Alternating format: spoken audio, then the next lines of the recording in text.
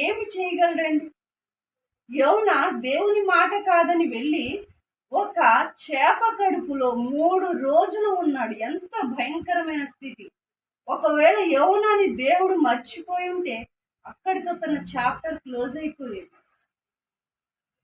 ఈరోజు దేవుని కాదని ఏది దేవుణ్ణి నిన్ను వేరు చేస్తుంది? నీ అలవాట్ల, నీ ఇష్టాల, నీ పాపాల, నీ శ్రమల, ఏవి దేవుణ్ణి నిన్ను దూరం చేస్తుంది? ఏమండి, బైబిల్లో భక్తులు వాళ్ళు భక్తులుగా ఎందుకు పిలువబడ్డారో తెలుసా? వారి ఆశీర్వాదంలో దేవుని యందు ఎలా ఉన్నారో శ్రమల్లో కూడా అలాగే ఉన్నారు. మీరు చూస్తే యోబు గారికి వచ్చిన శ్రమలు ఎవరికి వచ్చినాయండి? ఏ కష్టంలోనే దేవుడా, సుఖంలోనే దేవుడా, కష్టంలో దేవుడు కాదా అన్నాడు. అలా మనం అనగలమా? దానియేలు ప్రార్థించినందుకు సింహాల బోన్లు వేసేశారు. దేవుని ఒక్క మాట అన్నాడా? చెప్పండి, మన విశ్వాసం ఎలా ఉంటుంది ఈ రోజుల్లో? దావీదుతో దేవుడు ఉన్నాడా అని మాట్లాడించేది దావీదు శ్రమంట. ఆ శ్రమ దేవుడు లేడు అనిపిస్తుందంట. ఈ రోజు నీకున్న శ్రమ దేవుడు లేడు అనిపిస్తుందా? ప్రియమైన దేవుని బిడ్డలారా, శ్రమ ఈరోజు ఉంటుంది, రేపు ఉండదు. కానీ శ్రమలో నువ్వు దేవుణ్ణి విడిచిపెడితే నీ ఒక స్థాయి తగ్గినట్టే. నేను మొన్న మా చెల్లి దగ్గరికి వెళ్ళినప్పుడు, మా చెల్లి హాస్టల్లో ఉంది. 5 అంతస్తులు ఎక్కాలి.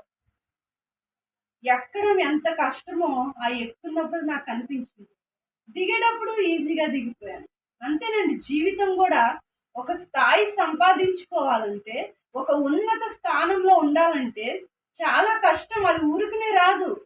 కానీ ఏ స్థాయిలో నుండైనా పడిపోవడం చాలా ఈజీ.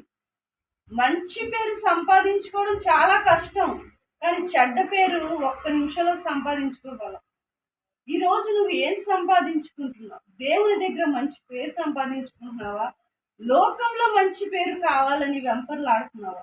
ఎలా ఉంది నీ క్రైస్తవ జీవితం? నీ శ్రమలు దేవుణ్ణి దూషించేలాగా నిన్ను ప్రేరేపిస్తున్నాయా? నీ అలవాట్లు దేవునికి దూరమైపో అంటున్నాయా? నీకున్న శరీరాశలు దేవుణ్ణి దూరం పక్కన పెట్టే అంటున్నాయా? దేవుణ్ణి పక్కన పెడితే నువ్వేమి సాధించలేవు. ఒక మనిషికి వెన్నెముక్క ఉంటుంది. ఆ వెన్నుముక్క లేకపోతే మనిషి నిలబడగలరా? ఇంకా శాశ్వత కాలం మంచం మీదే ఆ పరిస్థితి. నీకు దేవుడు వెన్నుముక్క లాంటివాడు. వెన్నుముక్క లేని మనిషి జీవితం ఎలా ఉంటుందో, బ్రతికి ఉన్న శవం లెక్కే వెన్నుముక్క లేకపోతే.